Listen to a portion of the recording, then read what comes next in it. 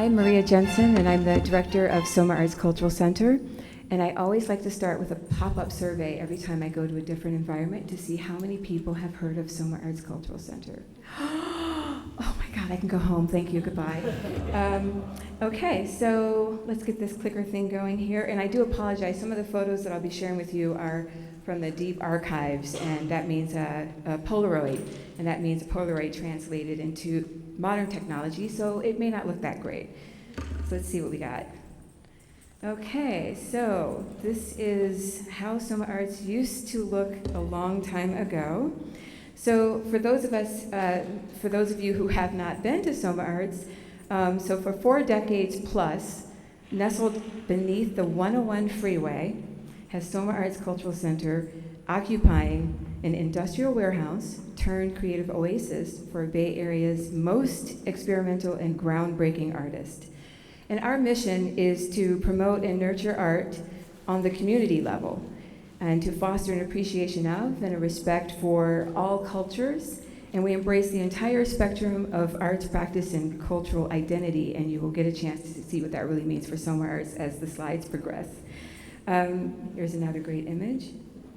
Okay, so this takes us back to the beginning, when the city agreed to fund cultural centers.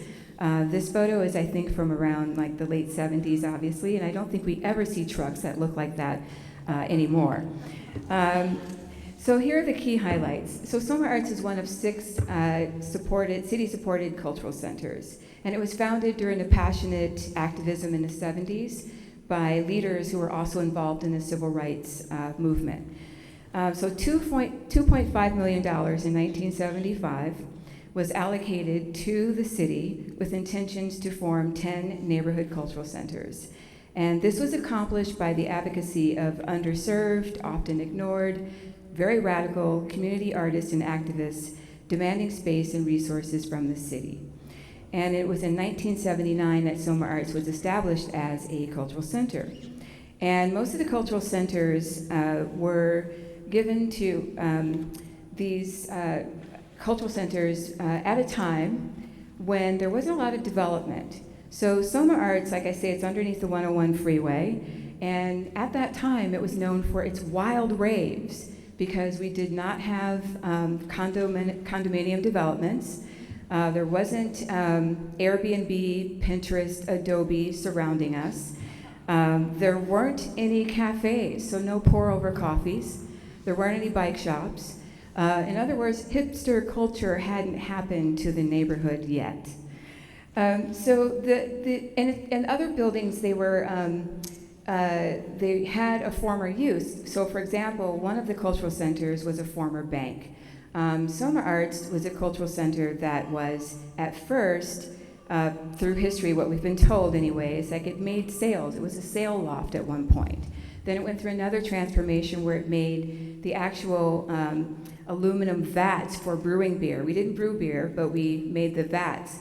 And then at another time, it was an automotive repair center. So it's gone through a lot of iterations. And it's also the site of the Union Machine Company for light manufacturing. So it's had a lot of lives. And so our original commitment with the city, we had 4 artistic services that we provided in exchange for having $1 rent for the building.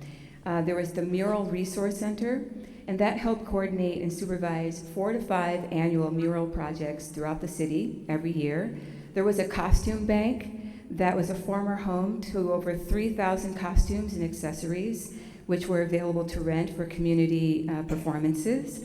There was a graphic service business that provided artists and organizations with flyers and posters for promotion and protest, and that came with the assistance of an actual publicist and a media handbook. We also had technical services that assisted in the construction of stages for installations and design of sound and lighting systems for local performances, festivals, and events. So this photo that you're looking at right now, in terms of relating it to an artist-built space, the building on the interior to be converted for this purpose, you're looking at artists, not necessarily contractors, who have built a lot of the walls, who have machined a lot of things, I will tell you that was a big challenge when I walked into the organization, discovering that a lot of the walls were built by artists, because that meant they weren't necessarily up to code. And why there were like multiple electrical cords running all over the place. We have since gone through the whole building and done the right upgrades for it. But this is an actual artist who is operating this machinery. Presently, over 1,000 Bay Area artists collaborate with SOMArts every year, and more than 50,000 people from the city visit and enjoy all of our classes and our performances. In 1980, I'm just scanning through some images here so you can see, this is one of the walls that the artist built. It's like the house that Jack built, but it's like the arts organization the artist built. And this type of wall was, very flimsy and just kind of constructed with materials that artists would find around the city. And what they would do is they would kind of call each other and say, hey man, I got a truck. And someone else is like, I've got a bunch of 2x4s. Someone else is like, I know where there are nails. And they would all get together, go over to SOMArts, have a few beers, and construct these type of walls. In 1980, Bernice Bing, Asian American, a Bay Area legend that you must Google if you do not know who Bernice Bing is, she became the first female director of SOMArts. And the Asian Art Museum recently featured a retrospective of her work. She attended CCA, where she studied with Richard Diebenkorn and a Japanese painter and theorist Saburo Hasegawa. She completed her MFA at SFAI, where she studied with painters such as Elmer Bischoff and became enmeshed in the city's beat era scene. And that's the energy that she brought to SOMArts. She also co-funded the Scrounger Center for Reusable Arts Parts. Has anyone ever heard of that? It's called Scraps. Yeah, for scraps. Bring back the scraps. So I mention this just because that's such an incredible legacy that I continue to try to embody, is that particular spirit from the moment that Bernice took over the space. And I'll keep showing you a few more images. This is we kind of cleaned up a little bit. So this is what we look like in this current moment. In 1994, the first large-scale Burning Man art installation took place at SOMArts. How many people knew that? Yes, all right. And this was with the help of Pepe Ozan and Larry Harvey. And so this immense, very large structure was installed in our vaulted gallery, and before they took it out to the desert to burn it. In 1999, we launched our Dia de los Muertos. This is a slide showing this is from 2 years ago. And as Frank had mentioned, Rene Yanez, he was the founder of our Dia de los Muertos at SOMArts, and his son Rio is now lovingly taking over in his place. And this show is a very important one because we work with, it's all community artists. And it's a beautiful way for the community of artists who may not be trained in an arts program. They may be what's known as self-taught, but they all come together, and we produce this beautiful exhibition that's really quite lovely. It takes up our whole space. Those are, you're looking at different altars that the artists have put together, and there's always a theme every year. And so for 2009 to present, essentially, we're just working to increase our capacity, continuing to upgrade and improve our facility, and to grow our staff, do all the things that you're supposed to do when you're running an organization. And additionally, we've expanded our civic role, so we play a major role in arts advocacy, especially for advocating for arts funding. At this moment, our beloved facility has a lot of different changes going on. This is I'll show you some slides and then I'll kind of wrap up. So this is another one of our big exhibits that we're doing annually, called The Black Woman is God. And this show featured African American artists who, for the most part, had never exhibited their work, and it was installed salon style. And part of that was just to maximize how many artists could participate in this particular event. But as you can see, there was like standing room only and almost barely. This is another moment where I didn't even know this was going to happen. I was standing in a hallway when the event was coming on. All of a sudden, a flurry of women dressed in white and wearing gold were rushing by, and it was this spontaneous dance performance, which of course my operations person was nervous because our occupancy for the event, we had really exceeded that. But it was really lovely moment to just have that type of space that can accept wild energy coming in at any moment. This is a slide from Nightlife, which was an event that we used to do every year, where artists would install either work that was projected or it lit up, and it was installed before the sunset. So really the show only came to life after sunset, so it was really beautiful, especially if you got there right at sunset and just watched how all the different illuminations filled the whole space.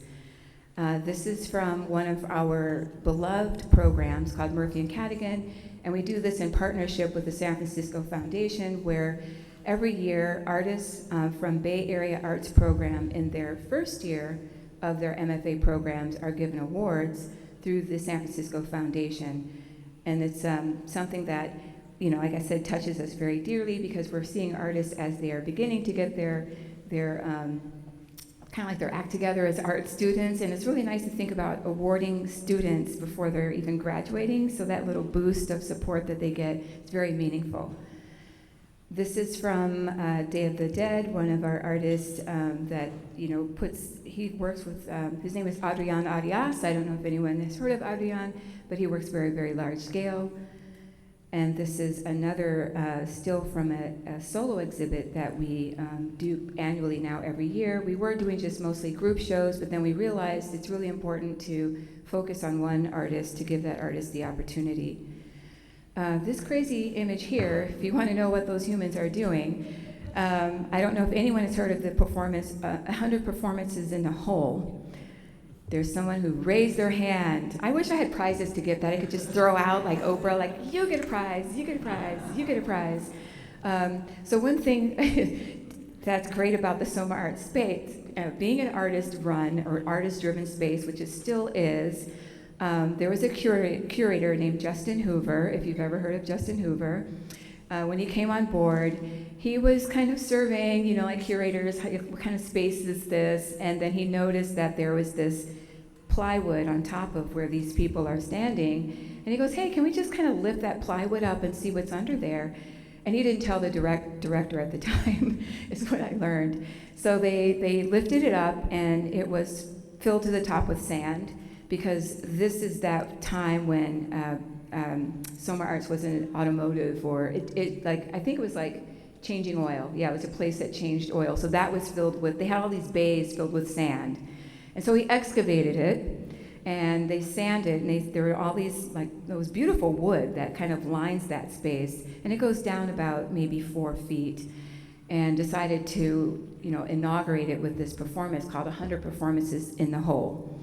And that meant 100 performances, so it was like a marathon thing, and each person in each group got 4 minutes, and there was like this big clock that would wind down, and the performances were just absolutely crazy. And we did a reprieve of it for our 40th a couple of years ago, where we did 40 performances in a hole, and that was just such a blast.